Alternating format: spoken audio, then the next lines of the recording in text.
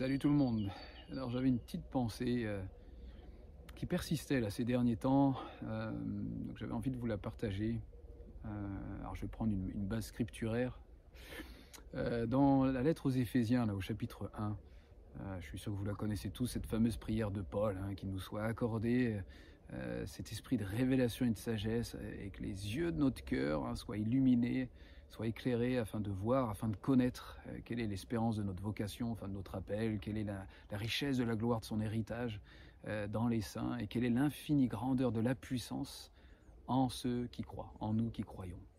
Je vais faire un petit raccourci rapide dès le début de la vidéo, mais Paul est en train de nous montrer quelque chose de fort. Déjà, rien que là, si on prend le temps de visualiser ce passage dans son entièreté, c'est Paul est en train de nous dire que la foi, croire, ne suffit pas. Puisqu'il est en train de dire qu'on demande au Père que les yeux de notre cœur soient illuminés à travers cet esprit de révélation et de sagesse, afin de voir, afin de connaître, afin d'assimiler, afin d'incarner cette puissance infinie en ceux qui croient. Donc la foi n'est pas suffisant, croire n'est pas suffisant, croire n'est pas suffisant. Je vais revenir au tout début du verset que je cite là, quand Paul est en train de dire que le Père nous accorde un esprit de révélation et de sagesse, un flot qui puisse fluer de nous, ce qui est esprit, révélation et sagesse, afin que les yeux, littéralement, de notre compréhension profonde, je dirais. Je vais la détailler en grec, c'est dianoia, qui vient du grec, alors dia, qui veut dire sur tout le long, entre guillemets, et puis noia, qui vient du grec noéo. Et noéo, c'est précis comme terme en grec, c'est la perception avec la pensée qui vient à la conscience. En gros, c'est la perception qui nourrit la conscience, qui nourrit notre état de conscience actuel, et qui est en contraste avec un autre terme en grec qui parle de la perception des sens.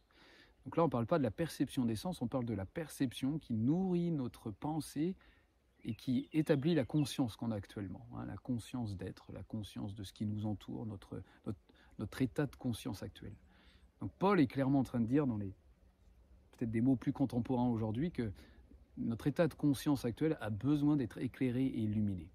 Et là, les yeux de cette conscience ont besoin d'être éclairés. Ils ne voyaient pas et ils ont besoin de voir. Il y a ce flot de lumière qui a besoin de traverser, qui a besoin de toucher les yeux de cette conscience. C'est pour ça que croire ne suffit pas. C'est que Paul nous dit que pour cette puissance infinie qui agit en nous qui croyons, parce qu'on embrasse dans cette persuasion, dans cette confiance, que Christ vit en nous, que la vie même de Dieu est en nous, que la substance même de Dieu est en nous, que quelque chose qui paraît juste inimaginable, incroyable, parce qu'on croit, justement parce qu'on est persuadé de ça, ça ne suffit pas d'être persuadé, il faut le voir. Il faut que les yeux de notre conscience le voient. Il faut que notre état de conscience soit illuminé et éclairé afin d'incarner, d'assimiler, de vivre tout simplement ce qu'on croit. Donc croire ne suffit pas. Croire ne suffit pas. Et là, ce que je voudrais rajouter à cette vidéo, qui sera, je l'espère, plus courte que les autres, c'est que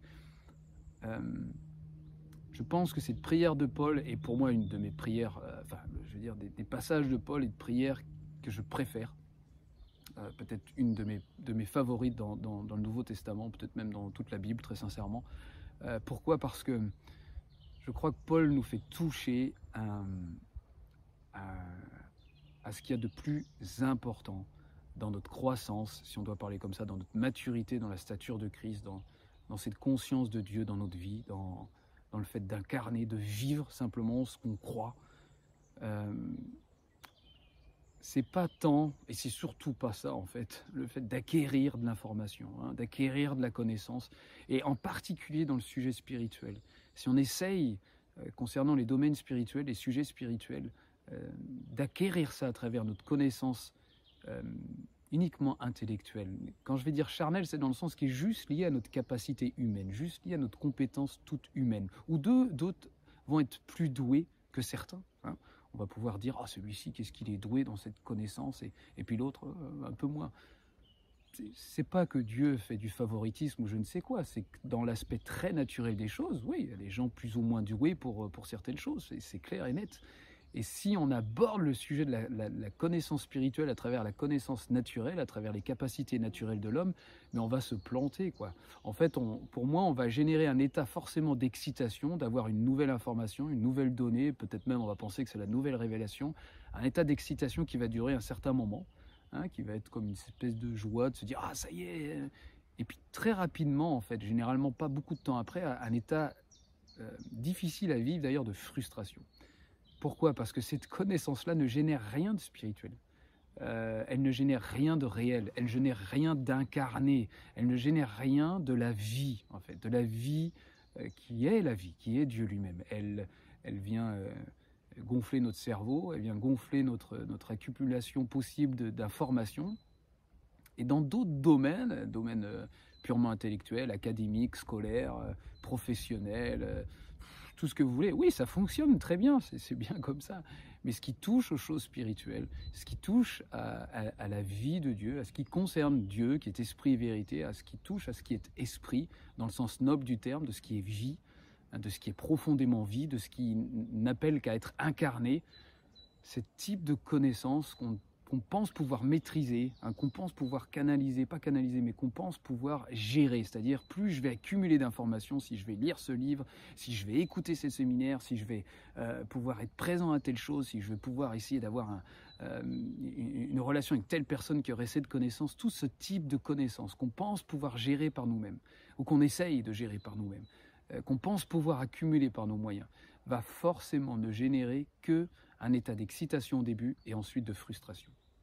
C'est pas prophétique ce que je dis, c'est la réalité de ce que moi-même j'ai vécu et de ce que je sais que d'autres vivent aussi. C'est lorsqu'on aborde les choses spirituelles avec notre homme naturel, hein, Paul est clair, on n'en est pas capable. On pense qu'on peut, même inconsciemment parlant, c'est terrible, on essaye toujours, mais on se plante, quoi. Et Paul, ce passage d'Éphésiens chapitre 1, hein, à partir du verset 17, est l'un des passages favoris pour moi parce que clairement il nous montre que s'il y a bien une prière, s'il y a bien quelque chose, on peut prendre du temps et du temps et du temps pour ça si on en a, c'est que l'esprit de révélation et de sagesse. Que j'aime bien ce que Maître Eckhart disait, hein, j'avais fait quelque chose sur Maître Eckhart, un Christos Kairos, et ça me marque, c'est que pour lui, toute la pureté de l'opération de Dieu ne peut s'effectuer qu'à travers Dieu, hein. L'opération est pure lorsqu'elle s'effectue, lorsqu'elle s'opère à travers Dieu. En gros, ça veut dire que tout ce que Dieu veut faire à travers nous, tout ce qu'il veut engendrer du Fils à travers nous, toute cette illumination de notre conscience, hein, si on doit parler avec des termes d'aujourd'hui, cette illumination de notre dianoïa, hein, de cette perception qui nourrit notre conscience, de cette transfiguration de notre conscience, de notre état de pensée, notre état de voir, notre état de conscientiser les choses, conscientiser, peut-être on dit plutôt, est lié au temps qu'on accorde à juste l'opération pure de Dieu. Et ça, on ne peut pas le contrôler. C'est pour ça que je crois que Paul, pendant des années, ça m'a un peu frustré, hein, que le Père vous accorde un esprit de révélation et de sagesse. Je disais, mais qui nous accorde, mais c'est à nous, on peut faire ces choses-là, c'est à nous de prendre les devants. On ne peut pas. On peut se rendre disponible, et quand je dis se rendre disponible, ben, pour ceux qui préfèrent ouvrir les yeux, ils gardent les yeux ouverts, ceux qui préfèrent fermer les yeux, on ferme les yeux, on se rend dispo. On se présente juste, on ferme les yeux, on tourne notre attention vers là où il demeure en nous, et puis on laisse Dieu faire pour une fois. On permet cette opération pure en nous, c'est-à-dire Dieu qui agit à travers Dieu en nous, pas plus, pas moins, quoi. Et c'est ça qui opère la transformation, c'est ça qui opère ce changement de perception, au départ anodin, et puis au fur et à mesure de plus en plus fort, de plus en plus précis, de plus en plus présent en fait, de cet état de conscience qui change, de la pensée de Christ qui s'incarne en nous juste à cause de la grâce, quoi. Sans rien faire de particulier, sans avoir besoin de lire sa Bible plus. Si vous aimez méditer les Écritures, c'est génial, c'est super, ça va peut-être donner du grain à moudre dans un état méditatif, mais croyez surtout pas que c'est à cause de ça que l'opération pure de Dieu va se déployer en vous. C'est pas ça. Combien de fois on peut approcher les Écritures simplement avec notre homme naturel. Donc, j'espère plus courte vidéo, juste pour nous encourager vraiment, et je m'inclus dedans, hein, même si je le pratique, c'est sûr beaucoup plus, mais je prends beaucoup plus de temps, beaucoup plus de temps aujourd'hui. euh, dans n'importe quel endroit où je suis, juste pour laisser l'opération pure de Dieu agir en moi. Et que l'illumination, cet éclairage au fur et à mesure de la perception de ma conscience soit au fur et à mesure transfiguré. Et enfin, ce qu'il s'agit de notre espérance, de notre vocation, la richesse de la gloire de son héritage dans les saints, l'infinie grandeur de la puissance de ceux qui croient, c'est-à-dire qui sont persuadés que Christ est là, en nous. Eh ben ouais, pas à cause de la force de notre poignet, de notre persévérance à toujours répéter la même tâche, de notre discipline de lire la Bible au moins une fois par jour, et c'est mieux 4 ou 5 pages, ou je ne sais quoi, je grossis de choses, ou alors de jeûner à chaque fois pendant une semaine pour... C'est pas ça qui fera la différence, c'est pas ça. Ça va peut-être développer certainement même des capacités humaines, que les mérites ont largement développé dans la religion pour ce qu'elle est encore aujourd'hui, bien malheureusement. Mais des états d'hommes et de femmes avec une conscience altérée, une conscience illuminée, une perception de cet état de conscience qui est Christ lui-même, il y en a tellement peu, tellement peu. Et pourtant c'est ça qui fait toute la différence,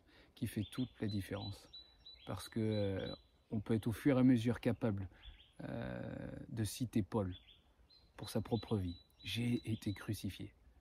Et pourtant je vis encore, pourtant je suis encore dans cette chair, je suis encore dans ce corps, mais c'est plus moi qui vis, c'est Christ qui vit en moi. C'est cette conscience qui au fur et à mesure recèle Christ, révèle Christ, où Christ s'élargit au fur et à mesure dans cette conscience.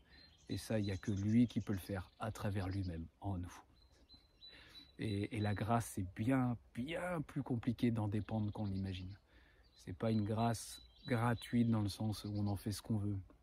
Cette grâce gratuite, gracieuse, cette faveur qui n'implique aucun mérite, qui n'attend aucun mérite de notre part, est si difficile à assimiler dans le sens de juste se reposer en elle, juste s'abandonner en elle, juste être là et s'attendre à ce que le Père accorde, le Père fasse fluer de nous, fasse couler depuis nos entrailles l'esprit de révélation et de sagesse, de révélation, de dévoilement et de sagesse dans cette pratique, dans cette mesure, de cet état de conscience qui change, de Christ qui se déploie enfin dans notre perception des autres, de la nature, en premier de notre propre vie, notre propre filiation, même nos propres erreurs, nos propres limites, notre approche au bien et au mal, tout ce qui touche à la culpabilité, la peur, la honte, la frustration, le devoir, le service. Il y en a aussi qui pensent que c'est à travers le service que la révélation va venir ou que Christ va se déployer, mais